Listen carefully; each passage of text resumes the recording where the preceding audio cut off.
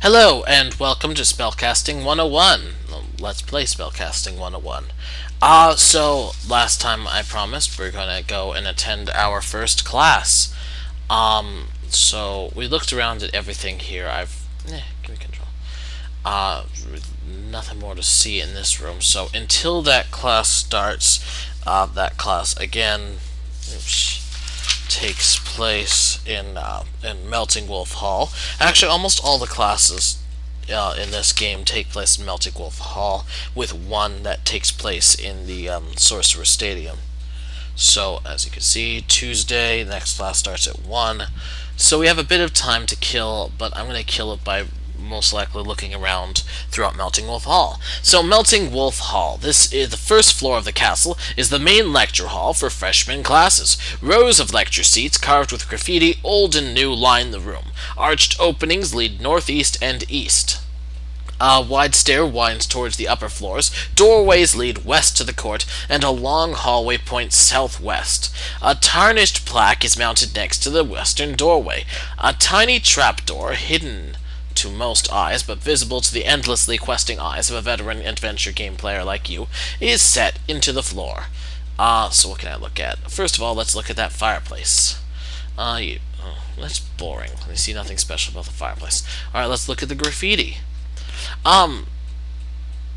Okay, skipped past it. The olds never change at Sorcery U. Beat Balmoral Tech and flush toilets twice. You know, I'm going to look at the graffiti again just to get that first section. The older graffiti shows that some things never change at Sorcerer U. Beat Balmoral Tech and flush toilets twice. It's a long way to the cup in Sorcerer. And Professor Ticking Clock is a big pricking clock. Most of the newer graffiti is about some woman named Belinda, who it seems is hot to trot and has humunga gazongas. Another bit of graffiti says, for a good time, dial 1089 and ask for Serena. Too bad there don't seem to be any phones in the game. Yeah, too bad indeed. So I'm going to save this as class time. So I'll save it again once we've seen all the class stuff.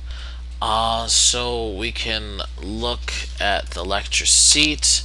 There's nothing on the lecture seat.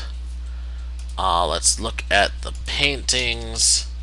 The paintings are portraits of some founder or president or rich alumnus. In short, one of those people who looks as if he's never smiled in his life.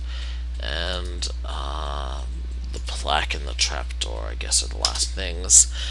This building is lovingly dedicated to the memory of Marvin Melting Wolf, founder of Sorcerer University. We charge our students to bring magic to the world. Marvin Melting Wolf.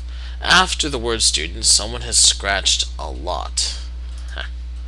And trapdoor. A tiny trapdoor hidden, yeah, so it's what it said before. So I think you have to sit, well, when people come in. And, I'm trying to remember. Okay, so you sit, you're now in the lecture seat. A bell rings, signifying the start of early afternoon class. The lecture hall quickly fills with students. Good afternoon. Today we will begin our study of the Perolian creation epic. As the mythology involved is very complicated, I urge you to take notes. I'll go slowly so that you slower writers can keep up. So now, I would type in listen, but I think that you can actually take notes, like he says. So take notes, you begin taking notes. Before Peloria, before even the sun and the skies, there was simply the lightness and the darkness. Uncountable time passed. By and by, the lightness took form and became the goddess Miniola. The darkness grew into the great god Manhasset. Now, a lot of these classes might seem useless or silly or just irrelevant. I do believe some of this stuff comes back in basically the second half of the game. You learn more and more and more. So I think you're automatically taking notes at this point. Let me see, listen. The professor continues to babble on. Miniola and Manhasset stared out across the great void and became restless, because voids, by their very nature, are quite boring. Do I have to type in take notes again? You're already taking notes. Alright. In her restlessness, Miniola took a lock of her golden hair, and from it created the goddess Ocarina, who was so beautiful that it drove Manhasset into a jealous rage. He grabbed a strand of his own hair, but in his haste he picked a rather coarse strand from a dark facial mole, and from this hair sprang the god Glockenspiel, whose features were as repulsive as Ocarina's were lovely. Some more. By and by, Ocarina mated with Glockenspiel, chiefly due to the utter lack of alternatives. From this union there came a child, Peloria, who embodied both tremendous beauty and great ugliness. Ock and Glock, as we irreverent modern agnostics sometimes call them, each desired to raise the babe. Thus were sown the seeds of a mighty battle. Miniola moved to aid Ocarina, and together they created a host of goddesses to swell their forces. Uvula, who had great capacity for love, Basilica, who held the gift of life in her fingertips, Adagio, who could weave wondrous scents from thin air, and many more. At the same time, Manhasset and Glockenspiel formed a legion of new gods, including Adenoid, who brimmed with hate for all he surveyed, Barbican, spewing death from every orifice, Diatonic, whose body could produce unspeakably vile odors, etc.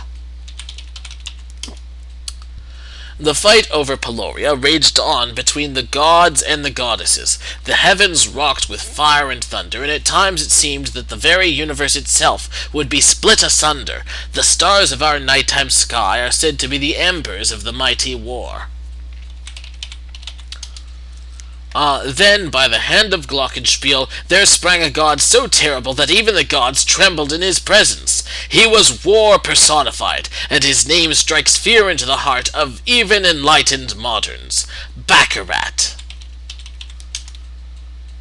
Baccarat took the disputed Peloria into his powerful tentacles of iron and blood, and, in a fit of terrifying madness, tore the babe limb from limb, and rent out the organs, and crushed them into little bits, and flung the little bits into the void, where they exploded into a rolling mass of fire and ice, of dust and smoke. From this cloud sprang our world, which, since it is formed from the body of that child, is also called Peloria. This also explains the nature of the world, and, according to the ancients, since the child, and indirectly our world, came both from Ock and Glock, Peloria contains much that is beautiful, but at the same time much that is hideous. When the gods and goddesses saw what Baccarat had done, they were outraged, and, for the first time in their existence, they knew fear. They desired the destruction of the war god, but they knew not how. Instead, they sought to neutralize his terrible power by creating the goddess Bagatelle, who gave off peace like the sun gives off warmth.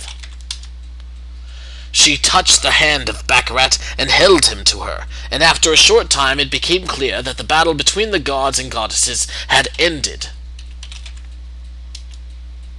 Following the example of Baccarat and Bagatelle, the gods and goddesses commingled and settled into a hidden corner of the new world and dwelt there in uneasy truce. To amuse themselves, they created the plants and animals and monsters which fill Peloria. They created people and gathered them together into towns and villages where they could keep an easy eye on them. Though still sequestered in their unknown land, the gods and goddesses are said to oft affect the affairs of their creations. Lightning and tornadoes are the results of their anger, rainbows are signs of their pleasure, the wind and tides connote their movements. Miniola rules during the day, but Manhasset holds supreme at night. Although Basilica protects us from cradle to crypt, Barbican is always waiting to claim us as his. And of course, when a man and wife argue, we say that it is because Glockenspiel and Ocarina are once again doing battle. I want you to read chapters 38 and 37 and 38 for next time. And don't forget, your first paper is due on Monday. So, class time. Okay. Oh, class time I must have had. Okay. I even forgot what my save state was. I think that's it for that. Well, that's pretty much the whole running time almost. I don't think you actually have to do homework. Let me see. The professor. Alright. A bell rings signifying the finish of early afternoon class. The lecture hall quickly empties and you stop taking notes. So now at this point, at any point, you can read your notes and you can see all that stuff. Sometimes there's little jokes. We know Lightman has a dark board, Ocarina Beauty, Glockenspiel Ugly, Glock Peloria, Fight Over Baby, Uvula Love, Basilica Life, Adagio, Nice Odor, yada yada. You can see that there. Backrat War, Back kills Peloria, Pea's body forms the world both beautiful and ugly, gods and goddesses afraid of Back. That's pretty good actually. Back can tell Peace, Back and Bag make whoopee. Letter to Aunt Matilda, Plants, Animals, Humans, Thunder, etc. Sign of Gods by Shampoo, Chapter 37 and 38, Paper Due Monday. So, I don't think you need to do homework at any point in this game. I'm not 100% on that. Now, I think we have... Oh, no, we don't. Okay, so... in an hour, there's going to be an ethics class. I'd rather leave more time for that, so I'm going to end this video here. And in the real world, I'm taking a break.